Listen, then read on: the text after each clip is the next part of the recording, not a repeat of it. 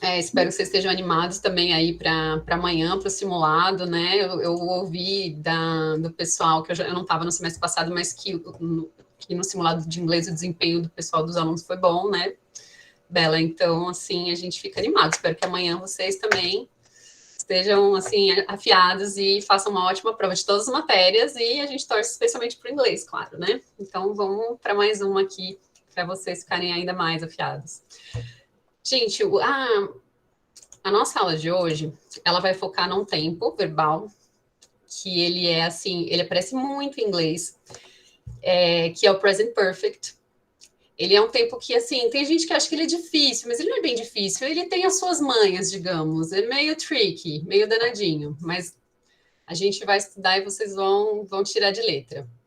Então, basicamente, o present perfect, ele é um tempo verbal que é usado para falar de situações no passado que tem uma ligação com o presente.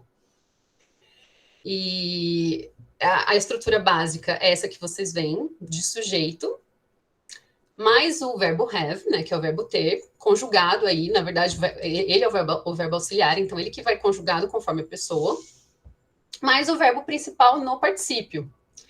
Então, ele teria uma tradução literal de, digamos, eu tenho feito, por exemplo, né? I have done. Só que vocês vão ver, né, ao longo da aula, que a gente vai traduzindo, interpretando, que não necessariamente essa vai ser a melhor tradução, porque no final, quando a gente traduz, interpreta, a gente acha o melhor jeito de falar aquilo na nossa língua. Então, pode, né, não ser necessariamente eu tenho feito, mas vocês vão perceber que tem sempre essa ligação com o presente. Então, por exemplo, né, as frases que eu trouxe aqui de exemplo para vocês. I have forgotten my laptop. Eu esqueci o meu laptop, né? A gente não usaria para isso assim, eu tenho esquecido o meu laptop, mas vocês percebem a conexão com o presente, né? Eu esqueci de trazer e até agora eu não estou com ele, assim, tá esquecido, digamos, até agora. Então, essa é a ideia da conexão com o presente, mas você pode traduzir como eu esqueci, né? Eu esqueci o meu laptop. Can I borrow yours? Posso emprestar, posso pegar o seu emprestado? Né? Susan has been trying to reach you since yesterday. Outra aqui, que, enfim, talvez a melhor tradução seria, vocês percebem que a Susan, o reach é alcançar. Não sei se vocês, né, lembram, conhecem. Então, a Susan está tentando alcançar você desde ontem, né? Você pode até falar, a Susan tem tentado alcançar você desde ontem, mas acho que mais naturalmente a gente falaria, não está tentando alcançar você desde ontem. Mas vocês percebem essa conexão de novo com o presente, né? Ou seja, desde ontem, começou no passado que ela está tentando, né, te encontrar, te alcançar, falar com você, e até hoje ainda não conseguiu. Então, aí a conexão. A próxima. They have been married for 12 years. Eles estão casados, têm estado casados por 12 anos. Ou seja, vocês percebem de novo a conexão, né, de uma coisa que começou, eles se casaram há 12 anos atrás e estão casados até hoje, né? Que seria diferente, por exemplo, se eles tivessem tivessem casado há 12 anos e tivessem divorciado. Aí o present perfect já não seria o tempo ideal, porque é uma coisa que não está mais acontecendo, né, hoje em dia. Então, não perderia essa conexão com o presente. Então, essa é a ideia. Aí, vamos lá. Tem, em algumas situações, que a gente vai ver também mais para frente, onde talvez, assim, pode-se dizer que o uso seja opcional, que caberia talvez tanto o simple past quanto o present perfect.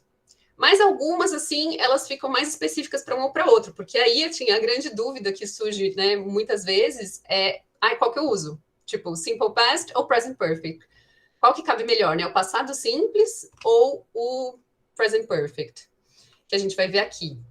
Na verdade, antes eu vou passar com vocês um pouco do particípio, porque assim, vocês viram aqui que o tempo, o verbo ele vai vir, o verbo principal ele vai vir conjugado no particípio, né? Assim como aqui, forgotten, been.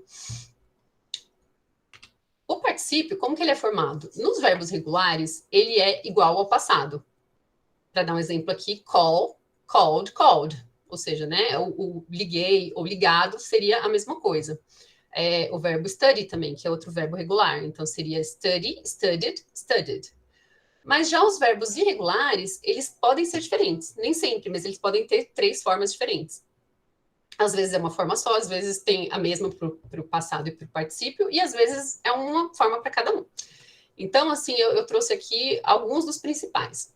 A gente tem, por exemplo, o verbo to be, que é o ser estar, muito conhecido de vocês, que no simple past é was, were, e no particípio é been. O verbo trazer, bring, já tem a mesma forma para o passado e particípio, brought, brought. O come, came, come, que é o verbo vir, né? Então, percebam que ele é diferente no passado, mas no particípio é igual ao presente, né? Então, cada um tem sua peculiaridade. O do, did, done, o verbo fazer. O verbo ir, go, went, gone. O fazer, have, had. E aí vocês podem ver que o fazer, ele pode desempenhar aqui os dois, desculpa, o verbo ter, ele pode desempenhar as duas funções, né? No present perfect, ele é o auxiliar, mas ele pode ser o verbo principal também. Então, assim, eu tenho tido, né? I have had, seria. O saber, know, knew, known. O fazer, né? Que é aquele outro fazer diferente do do. Make, made, made, já a mesma forma. O speak já tem as três formas diferentes. O falar, speak, spoke, spoken. O pensar, think, thought, thought, né? Mesma forma, passado e particípio. E o tell, told, told. Então, enfim, é só para trazer alguns exemplos para vocês, mas basicamente, vocês percebem que nos verbos regulares, né, não tem tanto trabalho, porque vocês sabem construir o verbo regular para o passado, né, que você acrescenta D, ou ED, ou IED, né, vocês já aprenderam isso, e vai ser essa mesma forma usada para o particípio. Já nos verbos irregulares, infelizmente, vocês vão ter que se familiarizar com as formas do particípio, né, treinar o vocabulário, ver verbos diferentes. Além esses que seriam, acho que eu trouxe aqui uns 10 mais ou menos, tem uma lista um pouco maior, que eu acho que tem 30 verbos desses que eu vou juntar, a gente vai disponibilizar para vocês no material complementar. Então, assim, bom vocês darem uma estudada, mas agora que vocês estão aprendendo, passem a reparar, né, no particípio dos verbos e começar a assimilar, né, essas formas diferentes que vocês vão ter que aprender mesmo, decorar um pouco dos verbos auxiliares, os principais que podem aparecer para vocês, né, numa interpretação, numa prova. Enfim, voltando para aquela ideia que eu comecei a explicar para vocês antes, da diferença do simple past para o present perfect, né? Algumas vezes, como a gente vai ver depois, pode ser que você, assim, digamos, cabe usar um ou outro, dependendo do contexto, mas alguns casos eles pedem um tempo ou outro tempo, ou simple past ou present perfect. Assim, as regras mais importantes são essas aqui. Quando você coloca um tempo específico no passado em que a ação aconteceu, você está definindo isso e, digamos, você corta essa conexão com o presente, porque aconteceu ali naquele passado específico. Então, já cabe o simple past. Por isso que, né, o bichinho aqui do meme fala para vocês, when you specify when it happened, please don't use present perfect. Então, se você especificou quando aconteceu, por favor, não use o present perfect, porque aí é uma situação do simple past. Por exemplo, essa, I called him several times yesterday. Eu liguei para ele, telefonei para ele muitas vezes ontem. Então, assim, você fez isso ontem, né? Marcou ali, tipo, começo e o fim da ação. Você fez ontem, acabou ontem. Já na de cima, I've called him several times already. Eu tenho ligado ou liguei para ele várias vezes já. Eu já liguei várias vezes para ele. Dá essa ideia de que você provavelmente continua tentando ligar, né? O already, ele significa já. Então, assim, eu já liguei muitas vezes para ele. A gente vai ver no próximo slide também alguns desses advérbios de tempo que puxam o present perfect. E o already está entre eles, por isso que ele já é esse exemplo aqui. Então, é isso, né? Eu já liguei para ele muitas vezes, mas fiquem abertos, né? Para dar essa conexão com o presente. Né? Eu já liguei e continuo tentando ligar. É mais ou menos essa ideia. E daí nós temos alguns advérbios que puxam, advérbios de tempo, assim, né, que trazem a ideia de tempo, que puxam o present perfect, ou seja, né, eles pedem o present perfect. Essa nossa listinha, digamos, é dos principais. O just, que vocês já conhecem, acho que ele com o significado de apenas, somente, mas ele também tem um outro sentido, que é o de agora mesmo, agora há pouco, né, para coisas que acabaram de acontecer. Então, a gente tem aqui um exemplo. I've just hurt my finger. Eu machuquei meu dedo agora há pouco, né? Acabei de machucar o dedo, uma coisa que aconteceu agora. Então, ele pede o present perfect.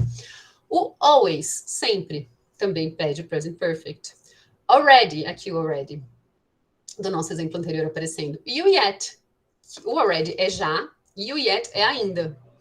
Então, por exemplo, I've called him several times already. Eu já liguei várias vezes para ele. I haven't found him yet. Eu ainda não o encontrei. Né? Tipo, já liguei, ainda não encontrei. Os dois tempos pedem o present perfect. Quer dizer, os dois advérbios pedem o present perfect. Qual que foi a pergunta no chat? Alguma coisa sobre o ever, né? Isso. Vou Se explicar. tem uma tradução certa para o ever. Isso, o ever, ele tem uma ideia de alguma vez, assim. Por exemplo, acho que ele está num exemplo aqui. This is the best wine I've ever tasted. Este é o melhor vinho que eu experimentei, provei alguma vez. Acho que às vezes pode até ser traduzido como já também, né? Mas com essa ideia de, tipo, alguma vez. E ele pode querer dizer sempre também, mas não é o caso aqui nessa frase, né? Ou assim, esse é o melhor vinho que eu já provei sempre. Talvez também pode ser visto desse jeito, mas não é uma tradução muito boa, porque não é do jeito que a gente fala, né? Por isso que como eu falei no comecinho, a tradução, na verdade, é o melhor jeito da gente trazer para nossa língua. As lógicas dos idiomas são diferentes, né? A questão aqui do ever e never, e o never é nunca. Então, ever sempre, never nunca.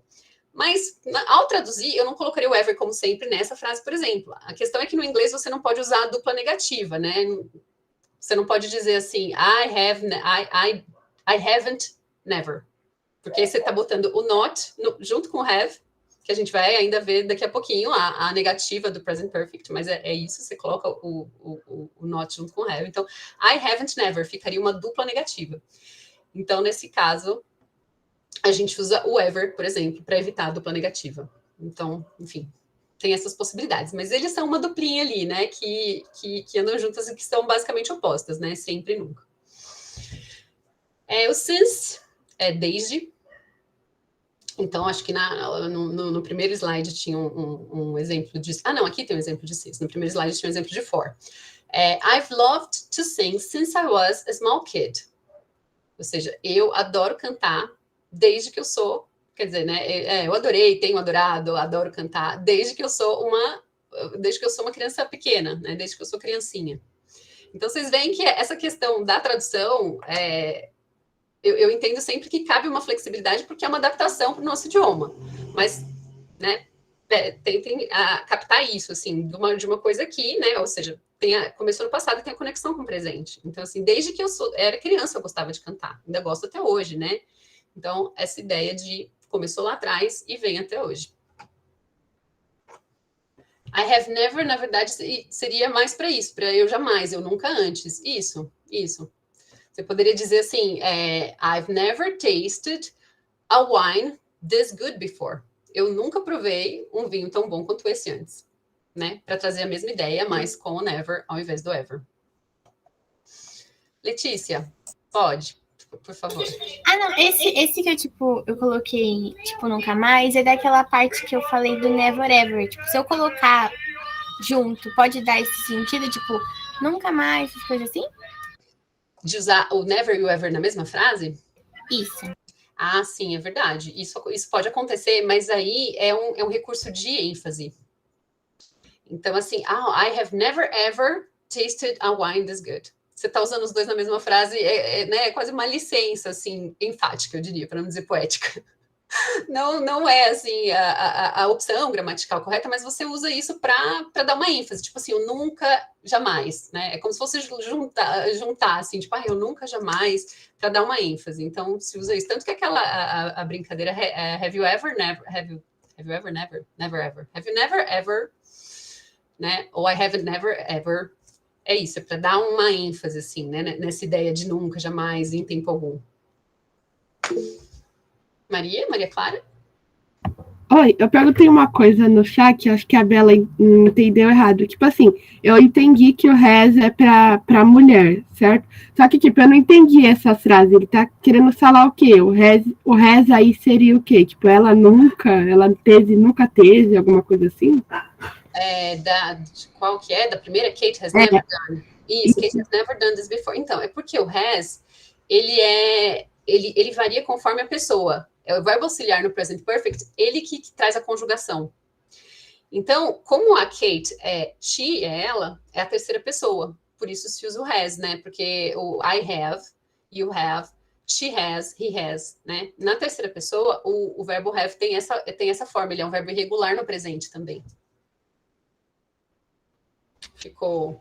Mas qual seria a tradução? Ela nunca fez isso antes.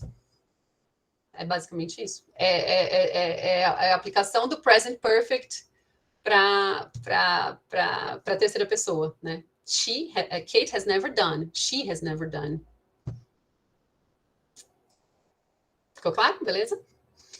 Eu acho que eu não traduzi todas as frases, é isso? Isso, o has é o auxiliar, exatamente. O have é o verbo auxiliar, mas aí ele vem conjugado, né? Para a primeira pessoa é I have done, né? A segunda pessoa, you have done. A terceira pessoa, he has done, she has done. Então, né, a conjugação vem no have. Have ou has. Beleza? Boa. Eu acho que daqui qual frase que eu não... essa do rained, né? It hasn't rained much lately. Não tem... Aqui eu traduziria mais assim, literalmente, usando o tem chovido, assim, né? O tem com particípio. Porque não tem chovido muito ultimamente. Né? A gente não colocaria um sujeito nessa frase, porque em português é sujeito indeterminado, né? Esses episódios climáticos, enfim, eventos climáticos. Mas no inglês a gente não pode deixar uma frase sem sujeito, por isso vai com it. Então, it hasn't. Como é o it, que é a terceira pessoa, aqui de novo, né? O has. A conjugação é essa, né? Da terceira pessoa. It hasn't rained much lately. Né? Não tem chovido muito ultimamente. Então, a gente passou por todos, né? Just, always, already, yet, ever, never. Since, lately. O for. Então, o for, na verdade, aí seria ele anda meio que... É a dupla do since. Porque ou um ou outro, se usa um ou outro. A próxima vez eu vou colocar eles na dupla, assim, igual o ever, never. Porque um é desde e o outro é por. Então, assim, I've loved to sing since I was a kid, né? Eu amo cantar desde que eu sou criança. Na frase do primeiro slide, era they have been married for 20 years. Eles estão casados por 20 anos. Então, um é desde, o outro é por, né? Dá essas ideias diferentes, mas todos, os dois, trazem uma ideia de duração de uma coisa que começou lá atrás e vem até os dias de hoje, né? Mas com esses sentidos diferentes. O desde e o por, desde tanto tempo, ou desde tal data, desde tanto, e o outro por tanto tempo, né? Certo? Sem dúvidas aqui? Podemos continuar? Então, vamos lá. As contrações do present perfect. Assim como na maioria dos tempos, né, em todos os tempos, é possível contrair. E a contração do present perfect, ela acontece de dois jeitos. Ela acontece na afirmativa com o pronome. Então, I have, I've. You have, you've. He has, his. She has, she's. It has, its. We have, we've. You have, you've. De novo, né, agora para o plural, vocês. E they have, they've. Exato. Porque parece ex, né? Acho que foi a Letícia que falou da confusão. Justamente, por isso que eu trouxe esse quadrinho aqui. Porque, de fato, ele traz uma confusão. Porque aí você tem uma mesma contração que pode querer dizer... Pode ser uma contração do verbo to be, com o pronome, ou uma contração do verbo have, com o pronome. Né? Aí na terceira pessoa, claro. Porque é quando vira has e a contração vai ficar com apóstrofe S.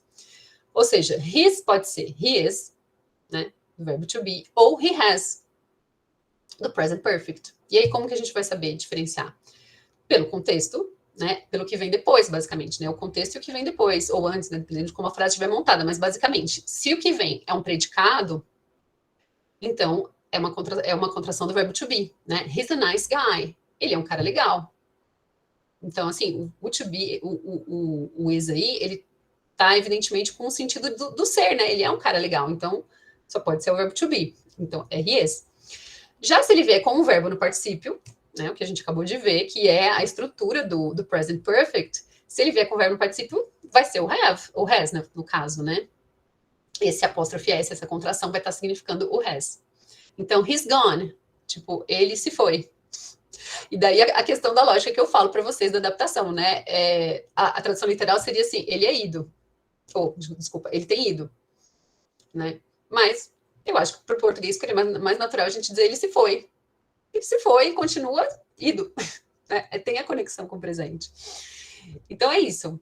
Quando vier com o verbo no particípio, vai ser o has, vai ser o present perfect. Quando vier com um predicado, ele é alguma coisa, alguém é ele ou ela é ou está alguma coisa, né? She's sick, por exemplo, ela está doente. Já é o verbo to be, né? She has done, ela tem feito, she's done, né? Oi, diga, Letícia. Eu escrevi, mas não. Tipo assim, essa palavra gone, não precisa ir só assim, né? Porque tem uma música que eu conheço que, tipo, tem o is antes de gone. Mas não é uma pessoa, é tipo uma coisa, sabe? Eu precisaria ver o contexto para entender um pouco melhor, mas assim, você quer dizer sem tá contraído? Ah, então justamente, exato. Porque o que acontece? All my love is gone. Como é o all my love, não é um pronome, você não tem como contrair, assim, formalmente. Então, se fosse it's gone, poderia ficar contraído, entendeu? Porque it is gone. All my love é tipo uma coisa, né? Uma coisa abstrata, você usa o it também. Então, o meu amor não é uma pessoa, é ele. Então, seria it is gone. Aí você poderia contrair no it, it's gone. Mas como tá, né? All my love, fica melhor você usar sem a contração, né? Você colocar o is mesmo, na forma normal dele. Então, tipo, eu faço desse jeitinho que tá aqui quando tiver com o pronome, né? Isso. Ah, tá, entendi. Beleza. Continuando, então. A forma negativa. Na forma negativa, o not, como em geral, né? Vocês lembram que o not, ele vai na forma negativa acompanhando o verbo auxiliar, né? Por isso, assim, eu não fiz, I did not, no past simple. Com o verbo to be, ele vai com o to be, porque, né, o to be, ele não usa auxiliar, ele é o próprio auxiliar dele. Verbo forte, como a Bela gosta de chamar. Então, o not também, nesse caso, ele vai com o auxiliar, que é o have. E aí, ele pode aparecer contraído ou não. Então, I have not done, né? Eu não tenho feito, eu não fiz. E ele pode aparecer a contração, quando for na negativa, ela vem, o not vai contraído no have. Então, haven't. Haven't, para as pessoas, né, que conjugam com o have, e hasn't, para as pessoas que conjugam com, né, as terceiras pessoas que conjugam com o has. Então, I haven't done, you haven't done, she hasn't done, he hasn't done, it hasn't done. Né? E o plural todo com have. They haven't, you haven't, we haven't done. Beleza? O exemplo aqui do meme, do quadrinho. The new Facebook update says you saw my message 2 minutes ago. A nova atualização do Facebook diz que você viu a minha mensagem há 2 minutos atrás. Vocês percebem aí como a ação está marcada quando que foi vista? 2 minutos atrás? Então tá no simple past, né? You saw, você viu há 2 minutos atrás, acabou lá atrás, há 2 minutos, isso já aconteceu e essa ação, né, terminou. E aí, why haven't you responded? Por que você não respondeu? Como o respondeu até agora não respondeu, fica bem para usar o present perfect. Perceberam? Então, assim, você viu lá atrás há 2 minutos e por que você não respondeu ainda? Né? Então, a negativa fica assim, que pode ser usada nesse caso, é a negativa interrogativa, né? Eu usei a negativa na pergunta. Mas se fosse uma frase negativa normal, seria só, né, pronome, ou sujeito, mais haven't, mais o verbo no particípio. Né? Como eu exemplifiquei antes, I haven't done, he hasn't done. Beleza? A forma interrogativa. como também vocês já estão acostumados, já estão pegando, né, essa estrutura básica do inglês, na interrogativa acontece uma inversão com o verbo auxiliar, né? O verbo auxiliar vem antes. Então, do mesmo jeito no present perfect, né? No simple past seria did you do, você fez, né? E para o present perfect, o auxiliar, que é o have, que vai antes. Então, have ou has, mais o sujeito, mais o verbo no particípio. Então, temos aqui o exemplo. Have you finished that report? Você terminou aquele relatório, né? Com a conexão presente clara de novo, né? Tipo, você terminou? É uma pergunta, né? Até agora? Que ele não sabe se ela, né? Terminou ainda não, então tem essa coisa com presente. E a resposta, actually, I haven't done it yet. Na verdade, eu ainda não fiz. Então, aqui, a negativa simples, né? Negativa sem a interrogativa. Então, plain negative. Actually, I haven't done it yet. Como que ficaria, então, uma pergunta com a terceira pessoa? Com o he, por exemplo. Alguém? Sabe dizer? Se voluntaria? Começaria com o has, né? Has he? Porque a terceira pessoa com has, isso. Então, assim, has he finished? Se ele estivesse perguntando sobre alguém, né? Uma pessoa que terminou ele, um colega de trabalho deles. Has he finished that report? Has Mark finished that report? Por exemplo, né? Tipo, o Mark terminou? Terceira pessoa. Como ele está perguntando para ela, direto, you, o have. Certo?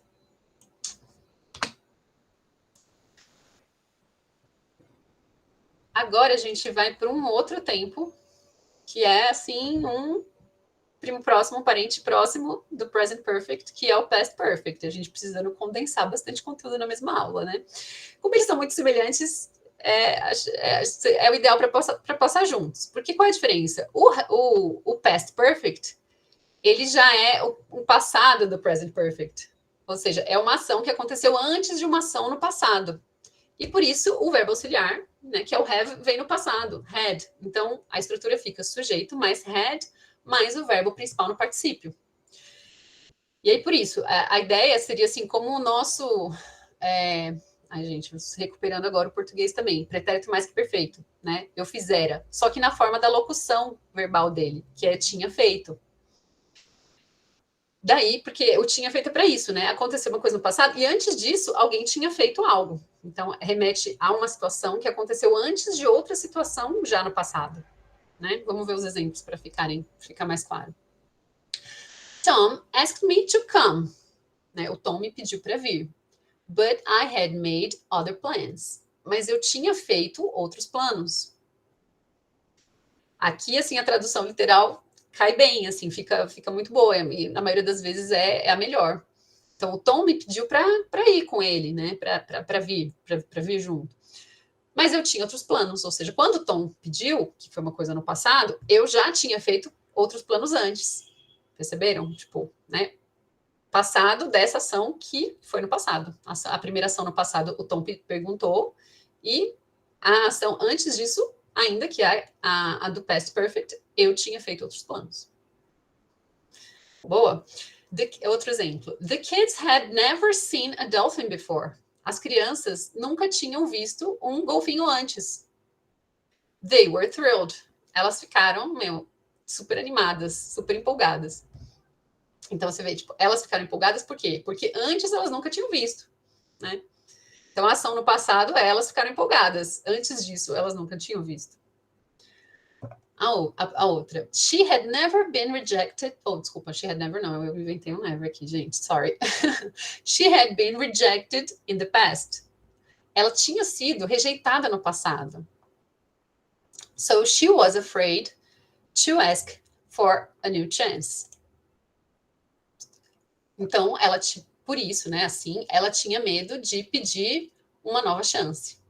Então, vocês perceberam como ela já tinha sido rejeitada antes, né? Por isso, ela tinha medo no passado de pedir pedir uma nova chance.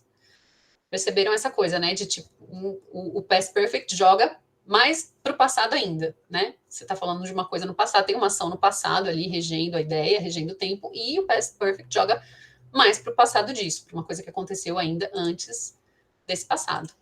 Não, desculpa, gente. As contrações também, o past perfect, ele vai contrair com o pronome. I had fica I'd, you had fica you'd, he had he'd, she had she'd, it had it, we had we'd, you had you'd, they had they'd. Mas aí ela vai ter do mesmo jeito que o present perfect pode ter uma coincidência ali na terceira pessoa. Essa contração também pode querer dizer duas coisas, vocês lembram? A aula aqui da semana passada. Qual foi? Qual é o outro modal, na verdade, né? Aí é o verbo modal que contraindo fica de, fica apóstrofe de. I'd, you'd, he'd, she'd. O would, na verdade. O would é o verbo que passa perto. É o verbo que contraindo fica parecido com o, quer dizer, tem a mesma forma do que o had. Então, I'd pode ser I would ou I had. Da mesma forma as outras pessoas. You'd pode ser you would, you had. He'd, he would, he had. She'd, she would, she had. E assim por diante, né? No plural, we'd, they'd. Também pode ser we would, ou we had, ou they would, they had. E quando você vai saber qual é um, qual é o outro? De novo, pelo contexto, né? Pelos verbos em volta, enfim, né? Ou pela estrutura da frase toda. No caso do would ou had, a forma de identificar é porque o would, ele vem com o verbo no infinitivo, né? Vocês lembram? I would like, eu gostaria. Né? O verbo que vem depois do would, que é o verbo principal, na verdade, ele vem no infinitivo. I would like, I'd like. I would rather, I'd rather live in Paris. Né? O live está aqui no infinitivo.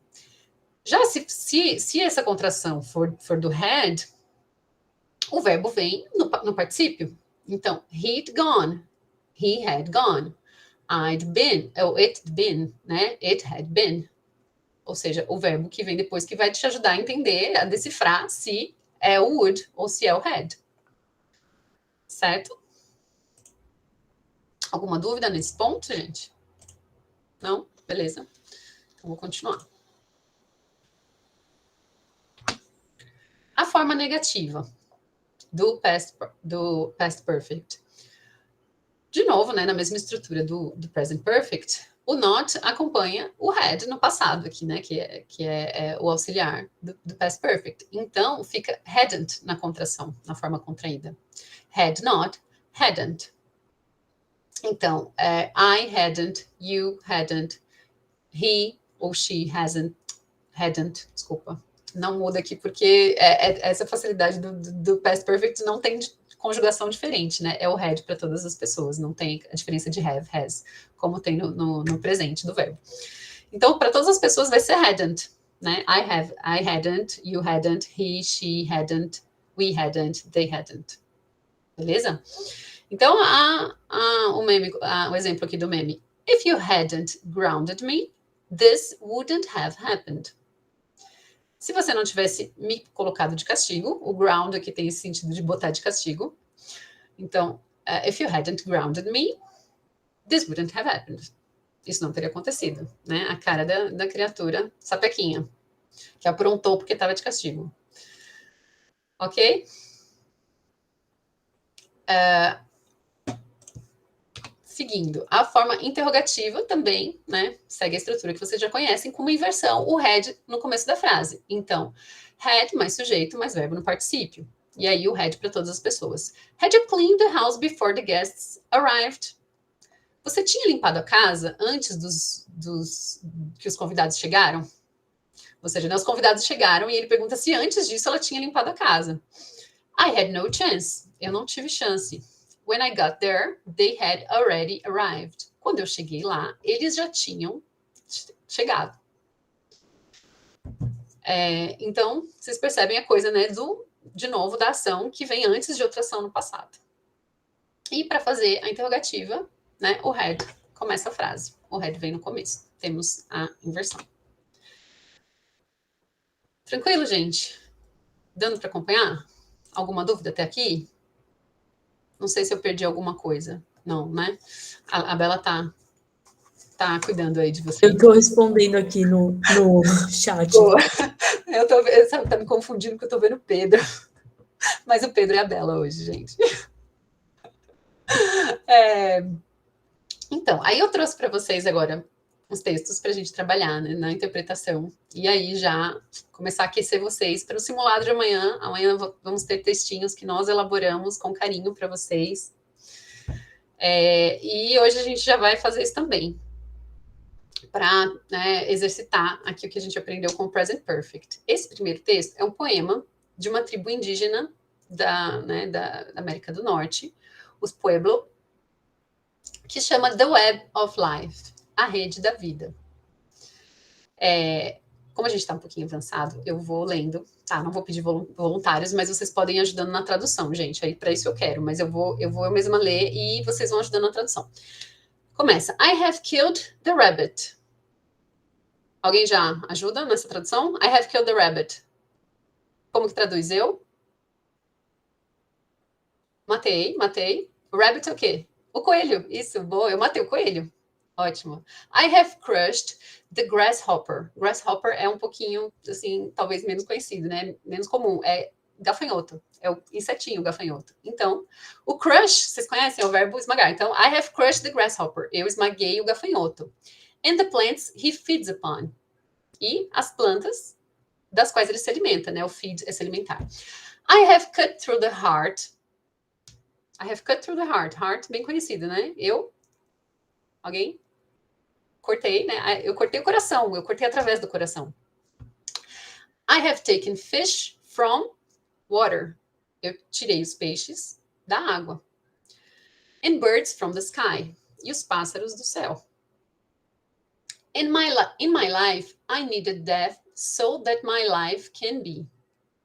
Alguém com essa frase? Essa é a frase mais bonita do poema. Mais poética do poema. Para ficar redundante. Em minha vida, eu precisei da morte so that my life can be. De forma que, né, a minha vida pudesse ser. Ou seja, né, não vou falar mais para não entregar muito o jogo depois. When I die, I must give life to what has nourished me. Quando eu morrer, eu devo...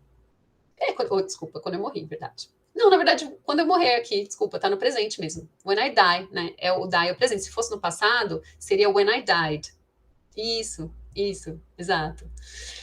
Então, when I die, I must give life. Isso, boa, Maria. Eu devo dar minha vida. I must give life, eu devo dar vida, na verdade. To what has nourished me.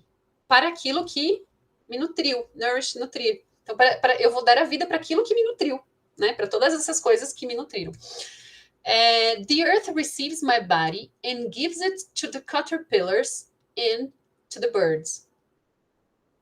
A terra, boa. Receives my body. Recebe o meu corpo, né? Recebe o meu corpo, isso. Receives, no presente aqui, ó. Receives, recebe.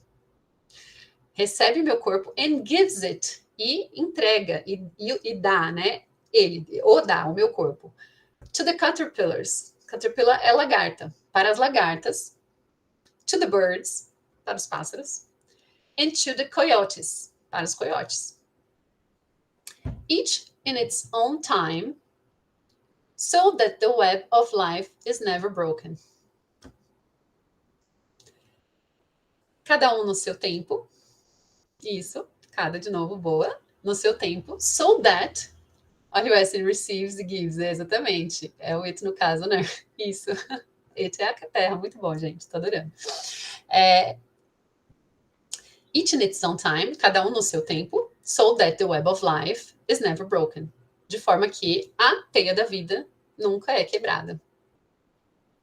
Beleza? Bonito? Gostaram? Eu gostei desse poema. Achei fofo. Quis trazer para vocês. Nossa perguntinha em cima desse texto, vamos lá. De acordo com o texto, é possível concluir que o eu lírico do poema usa golpes que expõem o coração dos inimigos, como tradição de guerra. A, né? B, acredita que não se deve adiar a morte ou a teia da vida pode ser quebrada. C, tem preferência por certos animais na caça, como coelhos e pássaros. D, possui hábitos alimentares peculiares que incluem a ingestão de insetos e lagartas. Ou E, entende que a morte é necessária para que a vida possa existir. O que vocês acham? E. Boa. Mais alguém? É isso aí, gente. Vocês estão certos. É aí mesmo. Entende que a morte é necessária para que a vida possa continuar, né? É o que ele fala basicamente aqui, né? In my life, I needed death so that my life can be. É bem essa ideia. Eu precisei da morte para que a vida pudesse existir. Né? A questão da recriação da matéria, né? Da reciclagem da matéria pela natureza, né? Então, assim, a outra que talvez pudesse ser um pouquinho, acredita que não se deve adiar a morte, que talvez eu acho que podia ser uma segunda opção, confundisse um pouco. Ou a teia da vida pode ser quebrada, mas na última frase ele diz que justamente que a teia da vida não pode ser quebrada, né? Então, essa ficaria eliminada por conta disso. Boa. Mais um textinho, vamos lá, acho que dá tempo para fechar. Opa, desculpa, apareceu aí agora. A dica da Bela, do gabarito, gente, trouxe o gabarito para vocês. O próximo texto é Beatles Forever. Beatles para sempre. Vou dar uma corridinha porque a gente tem que encerrar em 7 minutos, não é isso, Bela? Então, Isso. Sempre dá uma espremidinha no final, né? Mas tudo bem, gente, vai dar tempo. Vamos lá. Beatles Forever, né? Os Beatles para sempre. In 1963, only 1 year after their first recording, Love Me Do, the Beatles were preparing to go to other countries in Europe and North America. Então, em 63, apenas um ano após their first recording, né, a primeira gravação deles, que foi a música Love Me Do, os Beatles estavam se preparando para ir para outros países na Europa e na América do Norte. Loud, irreverent, and exciting, the group seemed to offer a world of inspiring new possibilities to young people. Loud, tipo, né, de volume alto, volumosos, irreverentes e empolgantes, o grupo parecia oferecer um mundo de novas possibilidades inspiradoras, né, para os jovens, para as pessoas jovens. They were very charismatic. Né, eles eram muito carismáticos. The Beatles have definitely been a landmark for a freer generation of young people, and directly or indirectly, they have influenced nowadays culture. Os Beatles definitivamente, né, foram um marco para uma geração mais livre, né, de jovens, e direta ou indiretamente, né, tem influenciado a cultura. Né, influenciado durante esse tempo. E é isso aí, vou deixar o resto para não entregar também o jogo.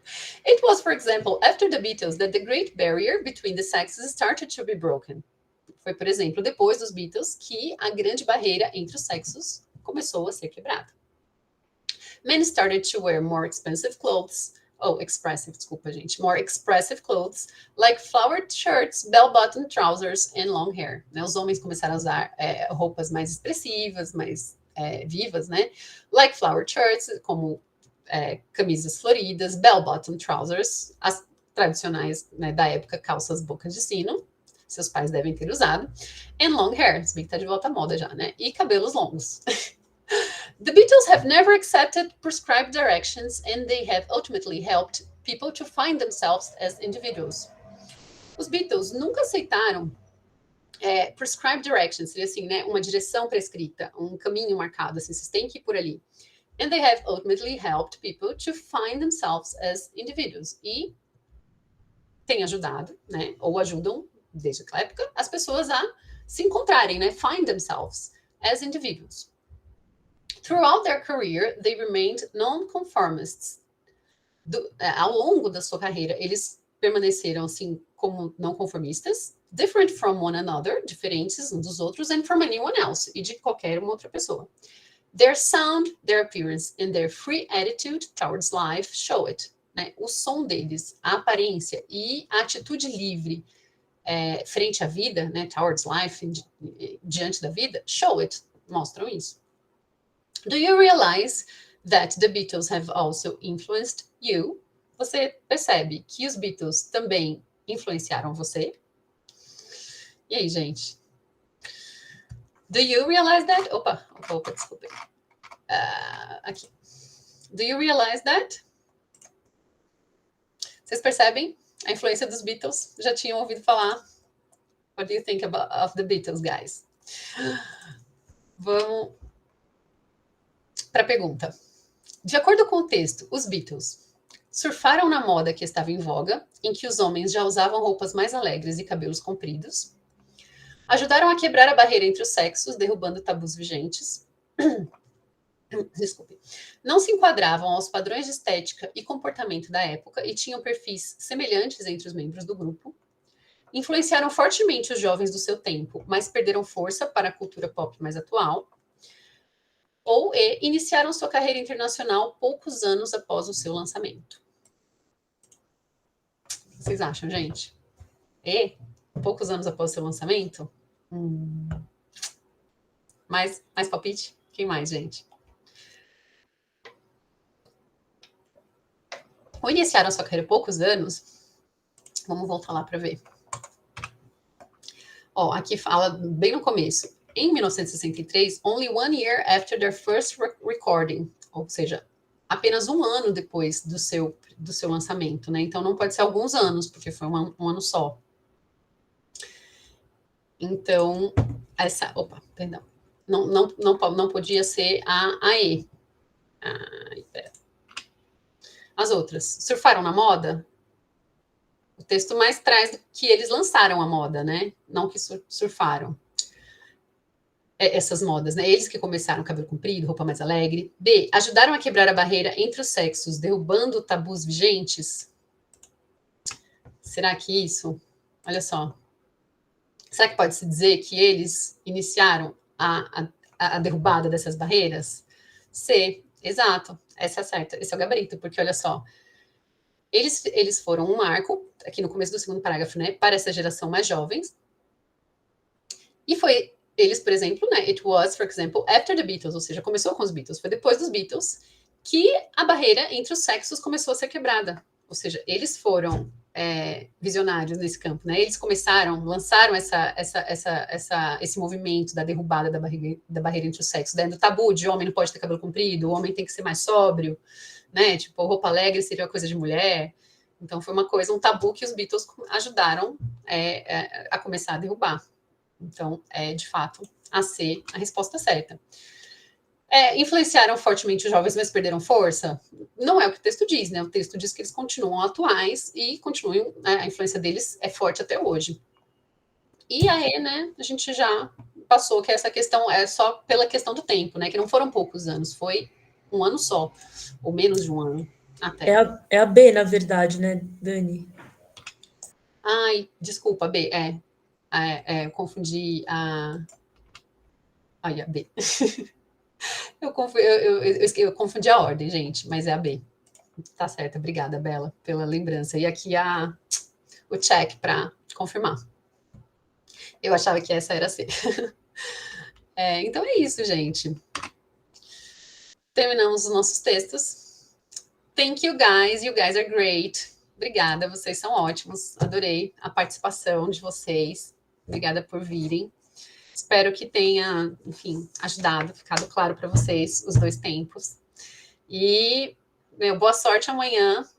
Arrasem no dissimulado, né? Quero ver todos lá. Tentem ir para testar a estratégia de prova de vocês, para vocês começarem a entrar emocionalmente no clima das provas, dos vestibulares, do Enem. É super importante, gente. Não deixem de fazer. Eu sei que às vezes bate um medinho de aquela coisa de não se sentir preparado, mas pensem que vocês vão se sentir assim na prova também. Então, é melhor que vocês tenham se dado uma fritada antes, entendeu? Uma sapecada antes. E tudo isso, né? Além de, óbvio, testarem o conhecimento de vocês, né? Que é o objetivo central também do simulado, se vocês saberem, né, como que vocês estão indo aí nas matérias. Certo? E uma sorte especial em inglês. Special good luck for the English test for you guys. Ok? Depois a